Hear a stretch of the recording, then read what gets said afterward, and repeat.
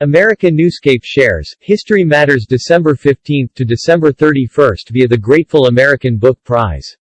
A biweekly feature courtesy of the Grateful American Book Prize showing our children that their past is prelude to their future by John Grimaldi and David Bruce Smith, a powerful potpourri of European countries, Spain, Netherlands, and France, boosted America's resolve to free itself of Great Britain during the Revolutionary War. The French supplied arms, ammunition, troops, and maritime reinforcement. And, while victory was not declared until 1783, they recognized America's independence on December 17, 1777, and divulged the alliance 2 months later. According to History.com, Franklin had quickly mustered French support upon his arrival in December 1776. France's humiliating loss of North America to the British in the 7 Years' War made the French eager to see an American victory. However, the French king was reluctant to back the rebels openly. Instead, in May 1776, Louis XVI sent unofficial aid to the Continental forces, and the playwright Pierre-Augustin Caron de Beaumarchais helped Franklin organize private assistance for the American cause.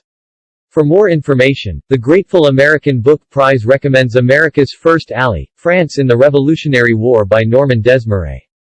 On December 21, 1891, Coach James Naismith invented basketball in Springfield, Massachusetts, the only major sport conceived in America. The inspiration came to him, during the winter, at the International Young Men's Christian Association training school, when the students were restless and needed an indoor activity. In 1939, Naismith was interviewed on New York's WORAM radio and explained that he called the boys to the gym, divided them up into teams of 9 and gave them a little soccer ball.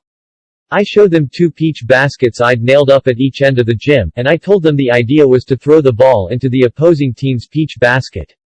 I blew the whistle, and the first game of basketball began. The invention of basketball was not an accident. It was developed to meet a need. Basketball is America's second favorite sport, after football. 36% of the population are fans of the National Basketball Association (NBA). The Grateful American Book Prize recommends Becoming Kareem, growing up on and off the court by Kareem Abdul-Jabbar and Raymond Obstfeld. Early on, Thomas Edison's successes would have seemed unlikely. He wrestled with attention deficit disorder, scarlet fever, and a sequence of hearing infections that stripped away much of his hearing. Even so, he once said, "Genius is 1% inspiration and 99% perspiration." He dreamed up the motion picture camera, improved Samuel Morse's telegraph, enhanced Alexander Graham Bell's telephone, and, according to History.com, reworked the first light bulb to be long-lasting enough to be practical for widespread use. The first incandescent lamp had been produced 40 years earlier, but no inventor had been able to come up with a practical design until Edison embraced the challenge in the late 1870s.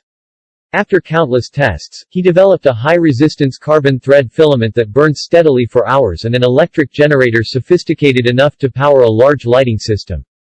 On New Year's Eve, 1879, the reworked version was displayed in Menlo Park, NJ. More than 3,000 persons showed for the demonstration. The Grateful American Book Prize recommends Thomas Edison, The Inspirational Life Story of Thomas Edison by Helen Boone.